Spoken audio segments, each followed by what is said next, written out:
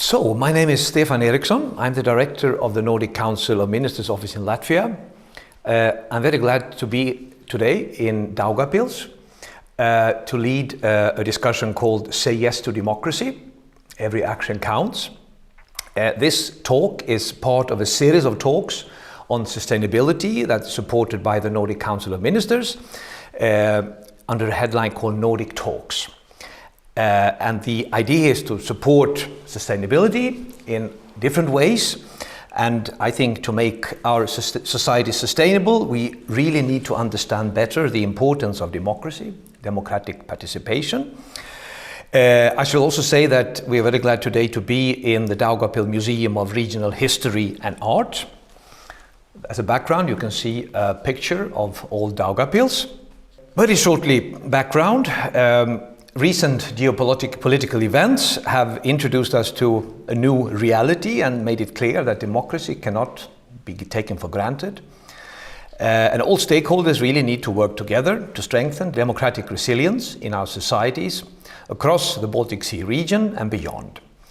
Democracy needs to be practiced in everyday life, also giving voice to all groups in society and give them opportunity for participation.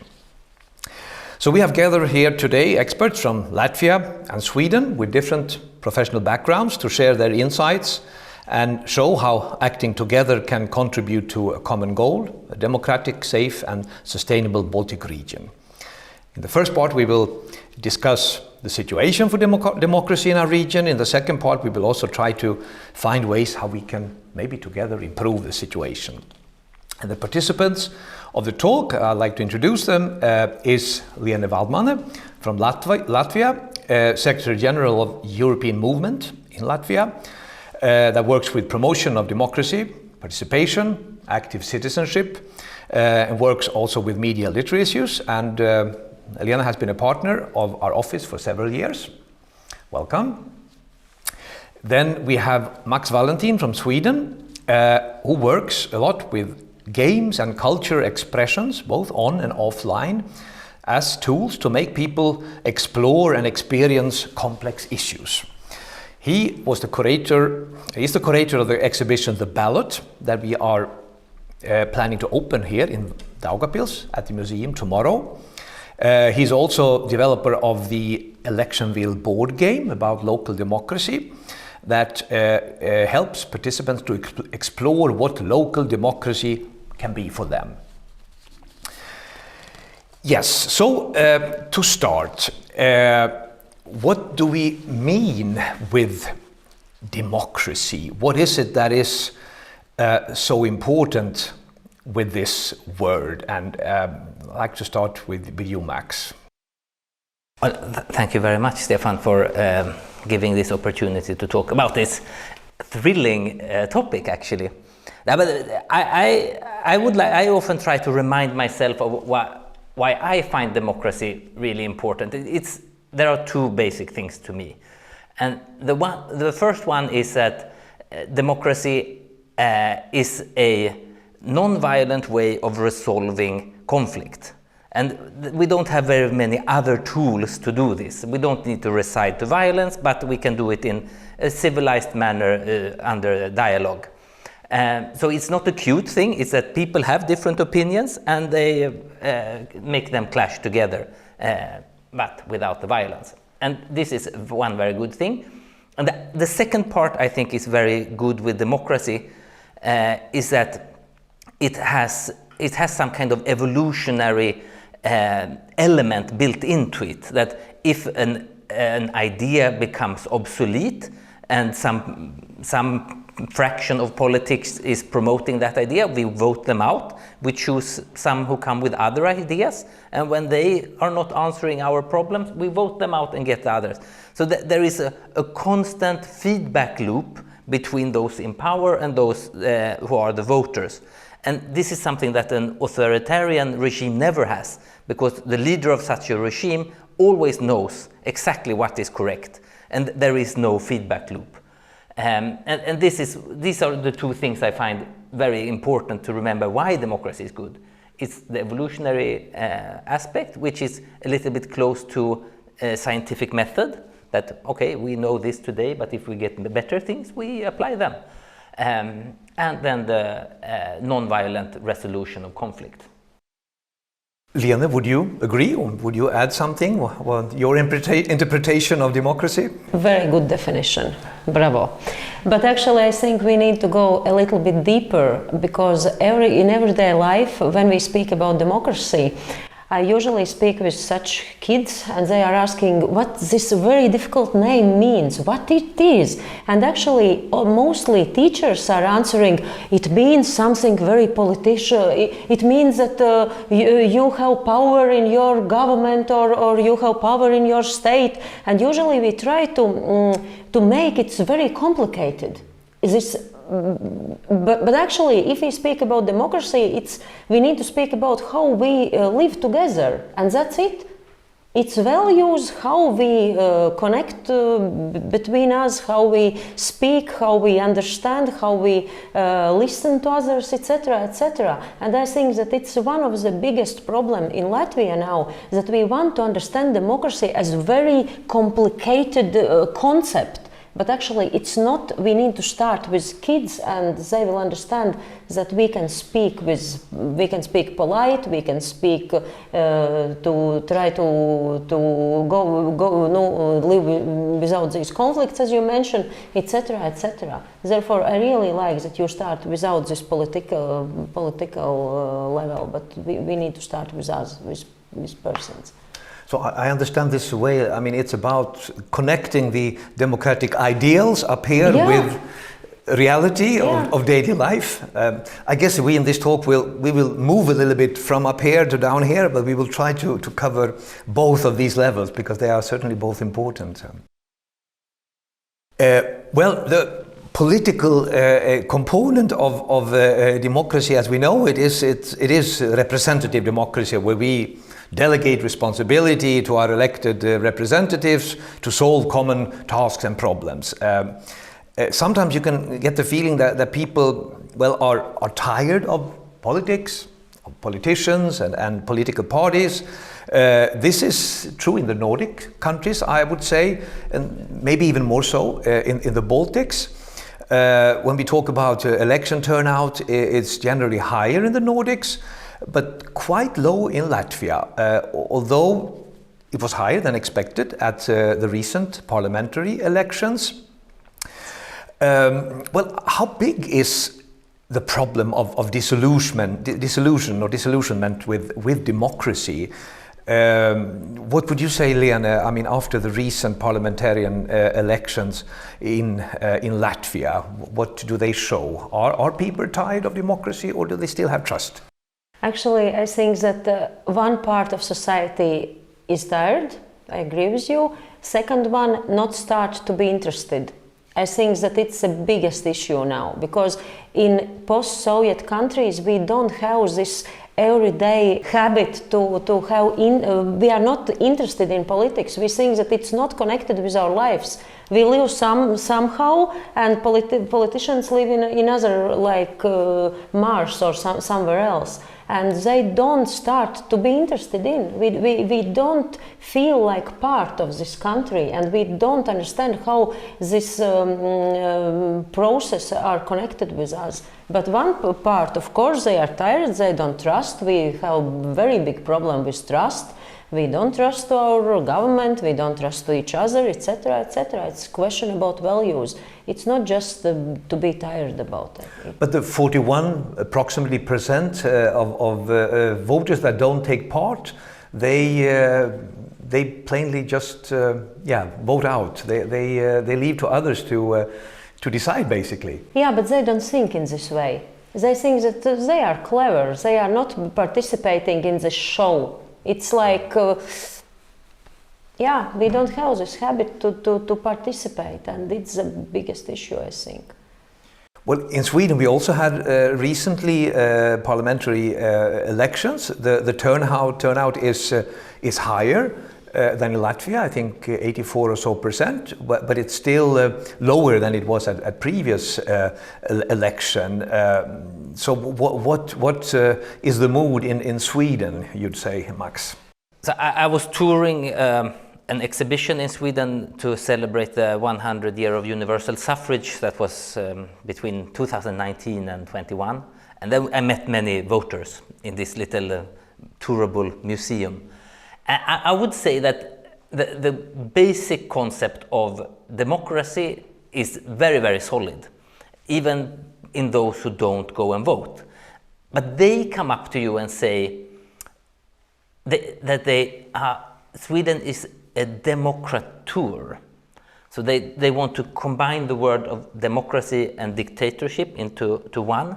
And then when you start to dig into that, well, what do you mean by this? They often say that, no, this representative democracy, it's not enough. They want more.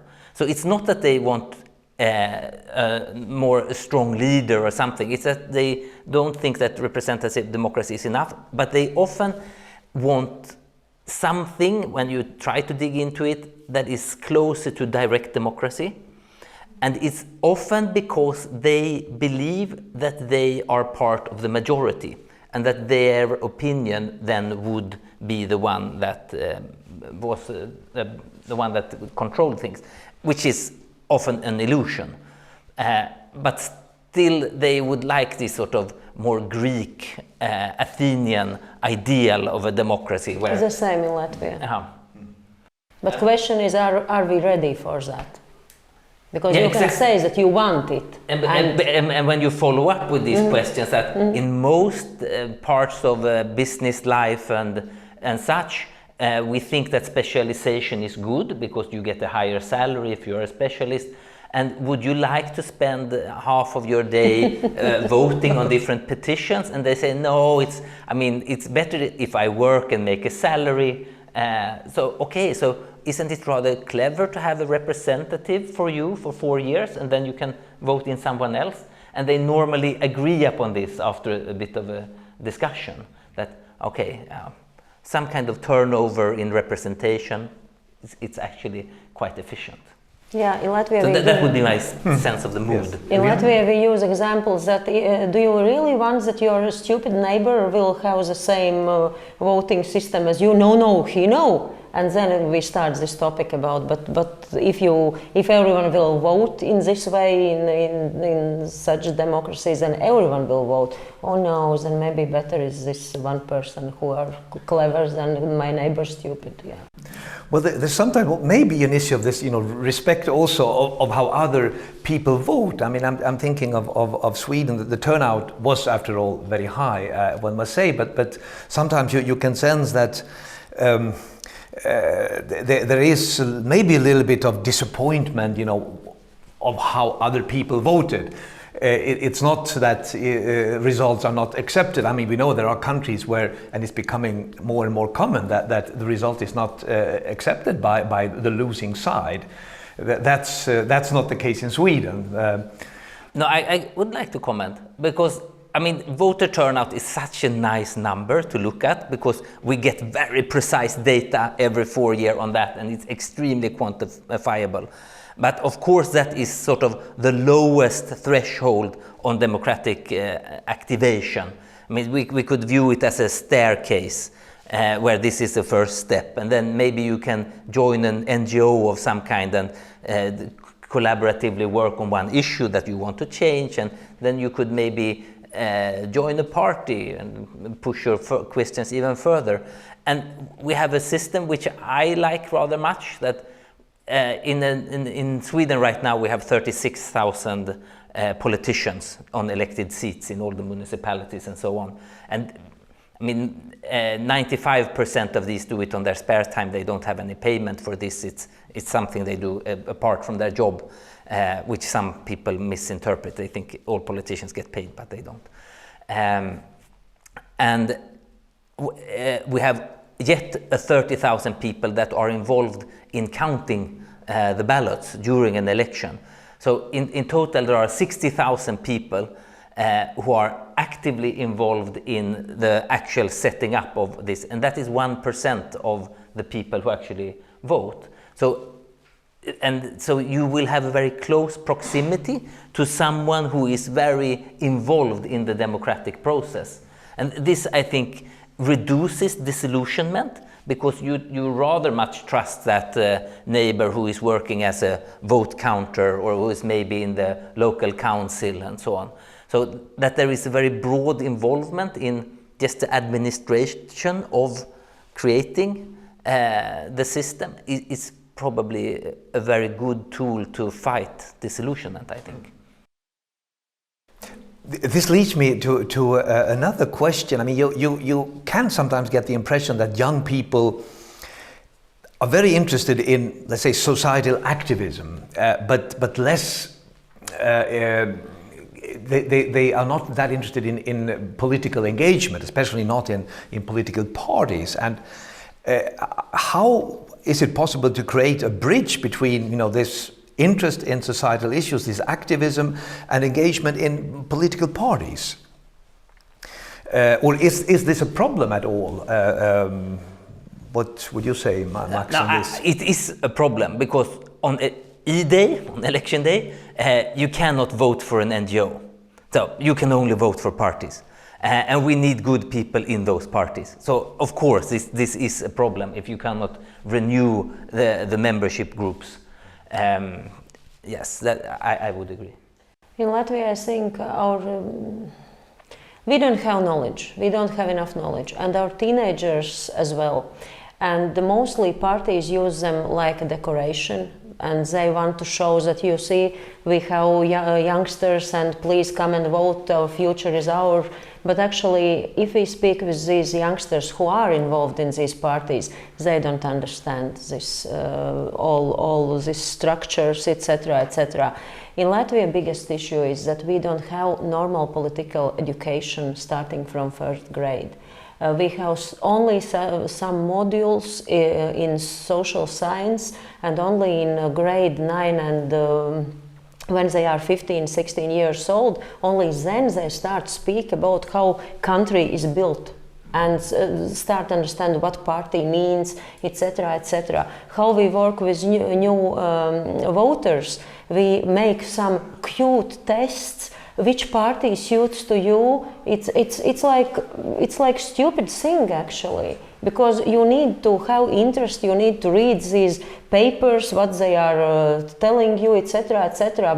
But we don't have time for that, and they need to go vote today, and then we prepare some tests, and they are click something and get answer. Oh, this party suits to your values, but it's stupid actually. It's just one level, and we need to go deeper. But to go deeper, we need knowledge. And teachers don't know this structure as well, and of course school children don't understand it as well. Therefore, my answer for your question is, if it's in good way, yes, we need involve, but if it's just as decoration, no. Well, I understand. I also agree that you need knowledge and understanding how democracy works on all levels in order also to take active part. And sometimes I wonder if there are realistic expectations on what government, municipalities, can achieve, and is there not only among youth but also among the population in general an understanding of priorities, that resources are limited. Is there a risk that sometimes also unrealistic expectations on politicians can lead to disappointment among voters? Yeah, I would say yes, because we have built very complex systems, and sometimes one issue is on the EU level and is shared with the municipal level. Some issues have a shared responsibility by the national level and EU, etc. So these things are very, very complex. So who actually decides on what, and how does my vote actually, where does it matter that I vote? We have a very good example, I think, in Sweden with the regional level, which is responsible for hospitals. But still, if there is some kind of hospital crisis, people are angry on the politicians on the national level. But why? Because they have very little to do with that, actually.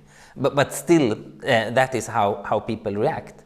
And the turnout in the regional elections is about 20 points lower than the national in this election, even though this was a health election. It was the most prioritized issue among the voters, but it only played out on the national level, where it doesn't really belong. is a big educational gap in some way, as you are stressing. Yeah, I have one more example, not in such level. We work with teenagers every day as NGO, and our question, for example, if your light is not working in your house, which person you will call? And they answer mostly to president. And it's without joking, because it's only person watch and it's not first grade. It's a problem, 10, 12 years old. They can understand that there is some local municipality or there is some house responsible person for this house. No, we will call to president. And 2 days ago we was in Daugavpils with one forum, and one teacher said the same. They need money for dance group and they call to Mr. Kariņš. Sorry. If you need for local dance group money, you don't need to call to Kariņš. Yeah, we can't speak about just the kids. We as a nation, we don't understand politics at all, because in post-Soviet countries it's not polite to speak about politics. It's not good like tone or how to say, because if you speak about politics, you are not polite person. It's not good. Therefore, sorry, we are stupid. Yes, it's a fact, and we try to learn, but it takes time, of course. Yeah, politics is part of our daily life. That's how it works. Someone said that our democratic system is based on ideas from the 19th century, legislation procedures from the 20th century, but today we live in the 21st century. And that leads me to the question, is there, we touched upon it a little bit already, do we need to reform our democratic system to better correspond to realities of today? Max, do you have any ideas if we talk on a little bit up on here, this level still? If from my point of view, if we keep these fundamentals, that it is a learning system that can evolve and so on, we don't need to change any fundamentals in this. This is a good idea. Scientific method as a sort of a corresponding thing has brought us very many good things with medicines and possibility to travel and so on. And it's the same with this, I believe. But there are, of course, implementations of that needs to be addressed. There is, for example, this one thing that is very important for the local democratic level is this shifting ad revenues. So local papers have a very difficult time to maintain their business model, because all ad revenues goes to global giants like the big ad sellers, Facebook, Google, etc. And this, of course, reduces the possibility of having an accountability on the local level. So there are, of course, changes in society that we need to address in order to maintain such a thing that is local, because now in many places there are no local papers left. And this is because of this. That can only be done by big, powerful players like the EU and so on. Liene, would you reform the system somehow? I think that we need to start with us. Today I'm very conservative, and every minute I'm saying the same, actually, because system is just a frame. I think that if we get 10 points for ourselves in this system and then it doesn't work, then we can speak about the changing system, because we usually want to change something when we are not happy. But actually, the question is what we did and how we implement the system, as you mentioned before. Therefore, I think that we always want to find some enemy. It's system or something else, but actually, let's work. But let's say that Rimi Daugavpils wants to promote their new their discounted apples. And then they normally would have done that through the local paper. And now those revenues end up in the Bahamas. So it doesn't help the environment where it would have given the possibility for a journalist to look into what is actually happening at the mayor's office and dig out some things. But that is, of course, us. I'll take another angle. Quite often, words like polarization of society, fake news are used to describe the situation and also to illustrate the weaknesses of our democracies. I mean, how are these phenomena, are they really new to society? Or how much have they been amplified and brought to light, so to speak, as a result of new means of communications, including social media? Liene, how serious would you say these issues are of polarization, fake news? They are a little bit of buzzwords that we talk a lot about. Actually, it's a very big problem, because with these words we show that our society divided in two parts: clever ones and not so clever. Because if you trust to these fake news, conspiracy theories, etc., etc., it shows that your brain is working in different way. And why? Because you are not ready to get facts. You're not ready to analyze information, and it's about your cognitive skills. Actually, it's not just about I trust to this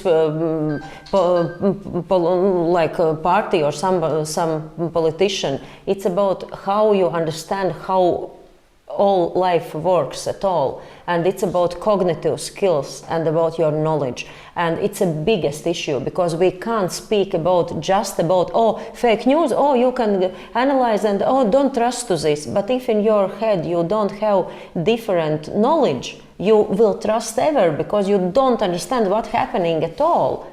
You understand, this is not topic about just news or just some populism. It's topic how clever is your brain and how clever you are. And of course we are not, we are different. And that's it. And one part of society always will be watching movies about dogs, cats, and laughing and read small quotes about happy life. And of course they want that someone will come and give happiness, but it will never happen. Life is very, very difficult and serious. And some part of us don't want to understand it. That's it. But yeah, how helpful is it that we talk, with these terms? Would you say, Max, polarization? How big of a problem is it really? I have a small story that I don't remember. Have you heard about Pizzagate? Some nod, some. The story goes that inside Washington D.C. there was a pizzeria, and in the basement of this pizzeria there was this pedophile ring where Hillary Clinton ate babies. And there was this guy from North Carolina that was really appalled by this and thought, this is terrible. So he went there with his gun to check it out. And the pizzeria didn't have a basement. So there was no children being eaten in the basement. But what story is this?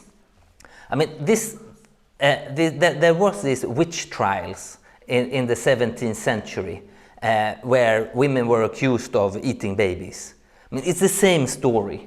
So this sort of fake narrative, which is the fundament of this, is 400 years old.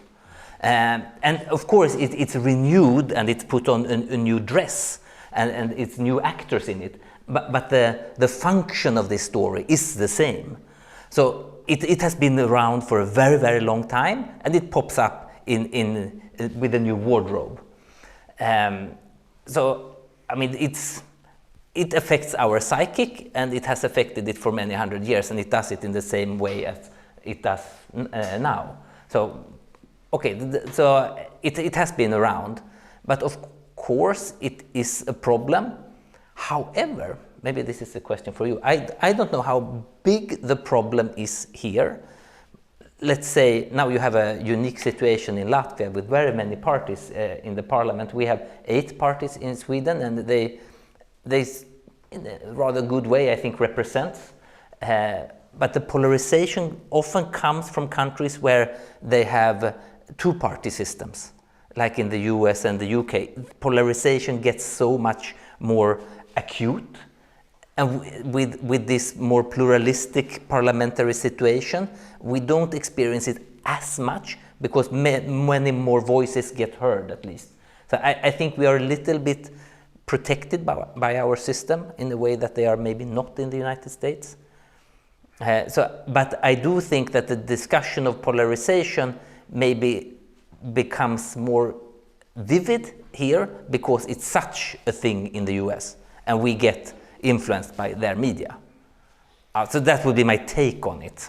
I mean, sometimes I'm just afraid that this also can become a little bit a self-fulfilling prophecy. You know, the more we prophecy, if you more we talk about it, we believe it really reflects reality. I mean, my personal view is that part of the problem of democracy today is that we have a little bit lost the ability to listen to other people's views, and instead of really taking in what other people say, which is basic for any dialogue or conversation, we are more inclined to make statements and try to convince others that we are right. There is actually a book being written on this by a Finnish philosopher, Kai Alanen. It's called Dialogue in Democracy, and stresses the importance of really meeting each other. But I don't know if you would agree that it is true that we have stopped listening to each other, and if it is so, could it be that social media once again is part of the blame, the speed, so to say, of communication? Have you have any thoughts on that? Yeah, I think we have much to learn from our other Nordic neighbors, Denmark and Finland, on this matter. I think because they are very flexible in how they can create their coalitions. They can combine any party with any party. In the Swedish case, it's much more divided. So maybe that Finnish philosopher's ideas has sort of it's penetrated into the discourse in Finland. I don't know. I can add that again. We can start listen to each other when we speak, but mostly we need to give some. We need first of all. Not everyone is ready to speak at all. We are not used to say our opinion. We are sitting in kitchen and speaking with friends that everything is bad, and that's it. When you when you ask something in such audience, what do you think? Nobody will answer. In Latvia, we need to start to speak, and only after that we can start to listen, because otherwise we have one person in every group which is very enthusiastic and speaking all the time, and everyone, okay, yes, agree, of course, agree, because we don't understand that our opinion is important, and we don't trust that our opinion is important to others as well. And of course, when you start to speak, of course, we are not polite. In schools we have mobbing because you think differently as I, and therefore I will show you that you are stupid, etc., etc. But at first level, we need to start to speak, and then we need to start to listen. I have organized a couple of conferences at times, and then I have had a role in this conference that I called keynote listener. So it's usually 2 or 3 people who are invited with different sort of perspective, and then after each keynote speaker, they come up and have some sort of reflection upon that. I mean, to have active ears in the audience. And to me, it has only been some kind of symbol to implement listening into it and to sort of bring it up. But I think those kind of things could be important. That, I mean, we need also, because we give prizes to the best actor, we give prizes, that there are very many incentives to be a good speaker. There are very few incentive systems for listening. So in order to bring that, I think we also need to strengthen such an incentive system. Yeah, but you speak about active listening, and it's different as just listen and to pretend that you are listening. Because at schools we have this, you just pretend that you listen, and we need to work on active listening. It means that you hear what the others are telling, you understand what they are telling, not just pretending you are quiet, everything is okay. It means that you are listening. No. And therefore it's a very, very, very hard job actually to start listening actively. It's important to be able to speak out, but it's important to also take in and listen from both sides. Yeah. We mentioned here a little bit information technologies and what the changes that they have brought to society. Well, some see it as something that has influenced democracy negatively. Others see opportunities using technology to engage people in democratic processes.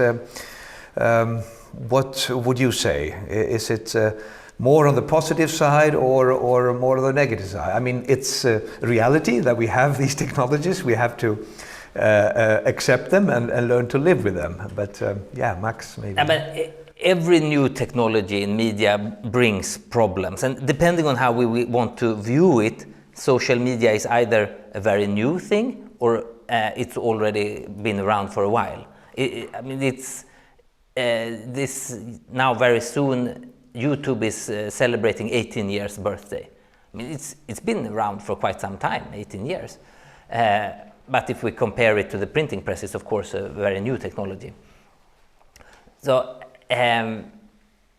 but what it does is that since it's still in sort of some kind of evolutionary phase, that there are so many things happening that I think it's hard to say if it's good or bad, but I am in my basic vibration is optimistic, so I would say that it's mostly good.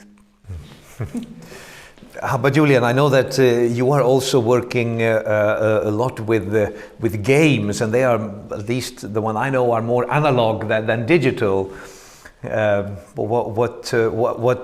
is the importance of technology in emotional democracy? I will answer not just connected with my professional experience, but my PhD studies is connected with the media literacy, and I make this like research, and I understand that teachers don't understand technologies like way how to participate in society. They understand that technologies help to do some things like print or some these technical things, but we don't still understand how can work digital democracy. And in Latvia, it doesn't work in this way. We don't have digital elections, etc., yet, because we don't trust the internet. We think that it's something dangerous, and technologies from America something is getting your data and all this big data stuff, etc. Therefore, I think that we need to understand how democracy works at all, and then start understand how digital technologies can help to vote or to understand something and get information, etc. Now we use internet in basic level, like some opportunity to do something a little bit easier, a little bit not to giving so much time for that, etc. But our brain is not. It takes time again. I would like to fill into this, because I really believe what you are saying, that it's super important with this media literacy and that we get that level up. And then there is this part, especially within social media, which is you could claim being within the field of that what's called deliberative democracy, that we have a dialogue and talk and so on, which has nothing to do with sort of the technical part of running an election, which is another part of democracy. And for my part, I would not like us to switch to using the internet for elections. because as I mentioned early on, I like very much that we have these 30,000 people working at the elections. It gives resilience to the system. But how to do these sort of deliberative things, that is very important to think about, and also to get that media literacy. And it happens many things. I found out the other day about a project within the Twitter system where they have something they called bridged ranked voting, which is a way to comment upon tweets for the actual content side of the sender. It's not that I say that you are wrong and I am right and so on, but actually just correcting a tweet, saying that, okay, this is misinformation, we have also to consider this. And to bridge the gap in the polarization.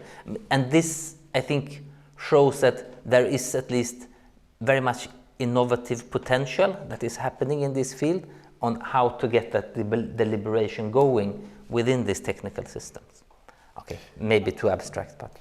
I will not go into the discussion of the future of Twitter. That's very much discussed in other places. But on digital democracy, I mean, our neighbors Estonia have tried digital elections, but to my mind, this has not yet turned out really to be a success. But we will see. They have increased part of the population. In the first elections they did around 2004 or 3 or something like that, it was 5% who used it, and it has ticked up every election, so it is being seen as a positive thing. But one thing that I would like to know more about is that, I mean, still it's a smaller country. I don't think it can be transferred so easily. Maybe it's a unique case. Well, as we all know, war in Europe has become a reality, and in some sense it feels a little bit of a privilege to sit here with you and discuss, you know, state of our democracies when people in a neighboring country are fighting for their existence. I'm not sure if it's right or wrong, but if you would still think about some positive effects of what we see now is happening in Ukraine. I mean, can the tragedy we see there to some extent be helpful for raising the understanding and valuing democracy with all its deficiencies? Maybe in the sense that, I mean, we see what authoritarianism leads to in countries where they don't have democracy. It leads to certain effects, and I mean, we are now in Daugavpils, and I can't avoid reminding you, we are 30 kilometers or so to a country called Belarus, a country close to my heart, where democracy unfortunately is not very highly deemed. I don't know, Liene, what would you comment on that? I mean, I think that it's time to show our game. What do you think? Yes. Yeah, yes. It is. Because my idea was we make together this game. It comes from Norway, NGO Rafto.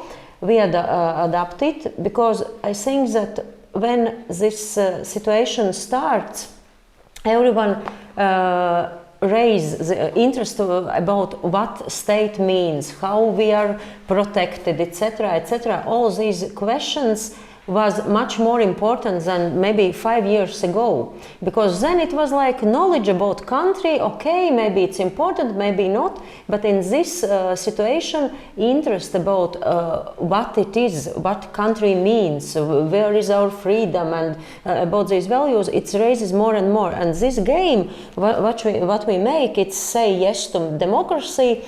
It's about how to make country, actually. Which part, what do you need? You need money, you need borders, you need nation, etc., etc. And how you put these pieces about these elements together to make country. And after that, which elements make this country more like a democracy country. It means that we start with games to understand that there is no one answer how to make country. There is a lot of ways. It's the same about dialogue, about finding your own answer to these things. And I think that in this situation, it's much more important than just theoretical speeches about democracy and about situation. You need to understand that it's work. It always will make some dialogue. Always somebody will have different opinion, etc., etc. But everyone wants to live in such state where is like democracy and we can feel freedom, etc., etc. I think that it's good. This game we give to it produced 7,000, and in every school in Latvia this game is, and we have a lot of responses that it works. Teenagers play with it because they feel like government, like presidents, everyone's become president, and it gives such a feeling that you are important in this country, yeah. And I think that it's one of steps to show to every Latvian or every Swedish or every in other countries that every person is important, and therefore we give this feeling with this game. But Max, you have also worked with games as a way to raise knowledge and understanding of democracy. What would you say? Would you agree with Liene? I mean, I believe very much in the power of games. I played a similar game in Belarus, and there is a quote that I remember very strongly. It was a journalist from Gomel who came up afterwards and said, "No, I have never imagined that I could be one of the politicians that takes these decisions. It was amazing." And you could see the glow in her eyes, and so that she had actually a small experience of this. And I mean, it was as close to seeing what empowerment is, that she took a step up on this ladder of engagement and saw that, okay, this is possible. I as a woman can do this, or it was. So I do think that simulations and games are really, really good things, because you get an embodied knowledge instead of just someone who has been lecturing you about what democracy is. As we are doing today. As we are doing today, yeah. What are we doing? Yeah, because in a way, I mean, it is my feeling that the word democracy in some other countries, not our countries, but countries neighboring to us, the word democracy has become like a bad word. It has lost its appeal, and I guess that's what is important for us to cherish and really see to that. You know, democracy still remains a world, something that we want to strive for. And I think, returning to your question about Ukraine, there is one thing that I hope for very much. Of course, I hope for Ukraine to win this. But what happens after they have done this?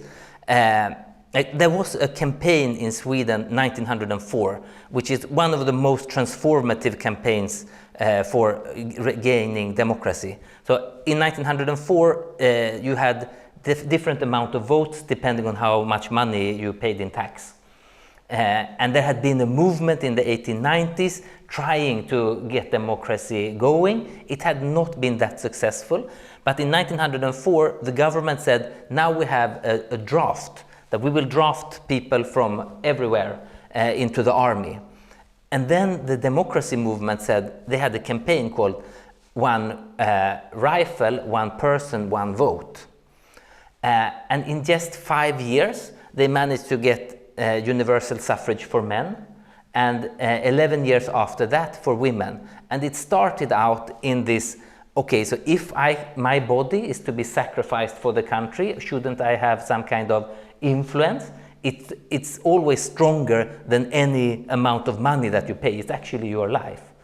And when I look at the images that comes out from different soldiers in Ukraine, you can see HDBQ soldiers with badges. You see female and male soldiers. So this increased ownership of the nation, and that your voice is connected to this, that I I mean, in a bit of time, they could probably be one of the stronger democracies. Max, back to you again. We have also cooperated with you on an exhibition about election ballots that we will open also here in Daugavpils tomorrow. Maybe I'd ask you to say some words how these papers, these ballots, why they are important, and how knowledge about them also can be used as a means to raise engagement for democracy.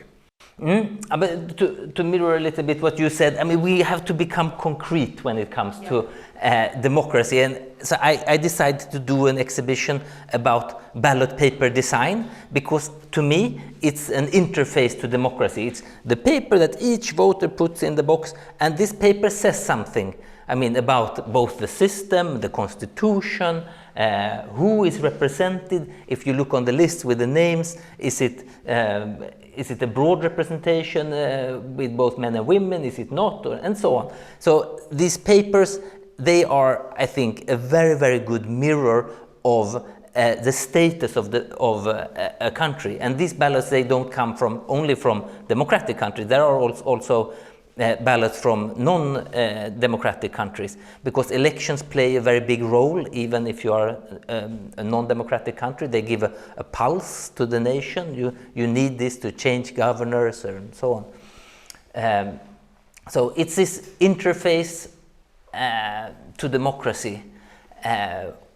And I find it very interesting to talk to people when they come to the exhibition, because you have normally never seen a ballot paper from another country than your own, because you only vote in one country. Exactly. Yeah. It's not like when you go to another country, you will pay with their money maybe, but you don't see their ballot papers.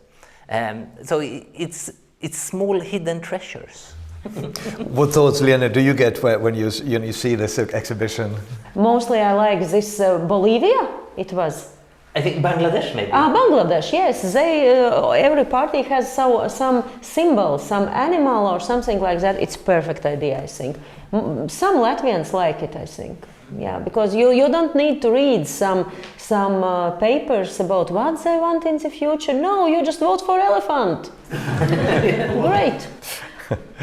Liene, you mentioned already you took part in the youth forum here in Daugavpils earlier this week, which had a goal to discuss civic engagement in the city's development. What could you say? What was your experience with this format of engaging with people? It's about speaking and listening, as you mentioned before, and dialogue is always very, very important. And it was dialogue between students, local municipality bosses, and young youth workers, etc., etc. And it means that when dialogue starts, it first steps that democracy is going on, and it's good. Of course, in Daugavpils, as in other places, there is a lot of problems. Everyone wants that things will happen, that we think that it's correct way how they must be, but we need to listen to others, and it takes time, and you need to be patient, and you need to slow down your emotions, and yeah, but it's on way. And finally, I mean, are there other methods that we can use to strengthen democracy, increase citizens' engagement? We've said already that sometimes we maybe talk too abstractly about democracy. So what else would you suggest, I mean, for the future? I mean, it could be either on a macro level suggestions, or on the micro level, or on both. One policy I think we have implemented in Sweden that I do like very much, it's that there is rather much support for NGOs. It's not bad with petition systems and citizen proposals, but it's also, I think it's very important in a democracy to incentivize that people organize. So that, I mean, if you are disabled, come together and give a unanimous voice to get the library to be accessible. And it's much more powerful if you do that in a group than each one sending, or someone sending a suggestion. So this, if if the government can incentivize the growth of civil society, I think that is very beneficial for the government, because they will get very much good input, good ideas from this. So that is something I truly hope. And of course, maybe how we do this organization, maybe it needs to be a bit renewed so that it's interesting and fun and engaging. But as a basic concept, I really like that the government supports civil society.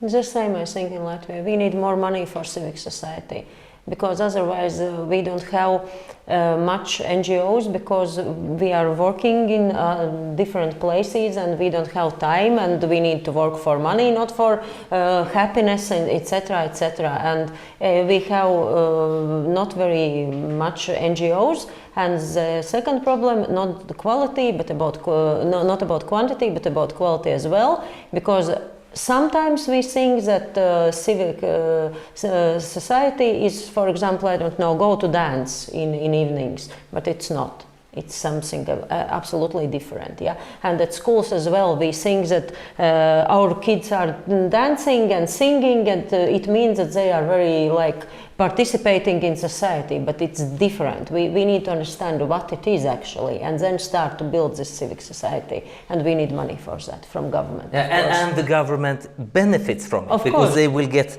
so good input. Yeah, but they don't understand it yet. But give time, we need just time. I think everything will So be... if they would just think that, we want that feedback loop, just But like they we want don't. with as continuous improvement in the company. Or something. But at the moment they don't, because they think that they know better. Yeah. Anything else on your wish list that we or others could do in support for democracy? Yeah, I want to add about work with students and schools. We need to continue, because it's our. It's not just the future. It's our. It's what we can do today. We can work for our future in education. We can work with kids, with teenagers, to tell them, to speak with them, to involve them, etc., etc. It takes time and it takes nerves, because it's not always very easy, but it's very valuable. And I think that such things as the Nordic Cultural Fund does, with these very simple application processes to get international collaboration going, those kind of things, because if I meet someone from Norway and someone from Latvia, there is so many more inspirational things. So that, but if you want to do it on the EU level, it's often very complicated. So that's where I think, for example, such an entity as a Nordic Council plays such an important role, because it's lower threshold. Well, on that quite positive note, I think we can round up our discussion. I really want to thank you both, Liene and Max, for participating and sharing your insights and views on how we together can support democracy, democratic participation. Thank you also to the Daugavpils Regional and Art Museum for hosting us. Thank you to my colleague Eva also for preparing this discussion. So I think we can end on wishing that there is future for democracy. I'm convinced that there is. Thank you, everyone.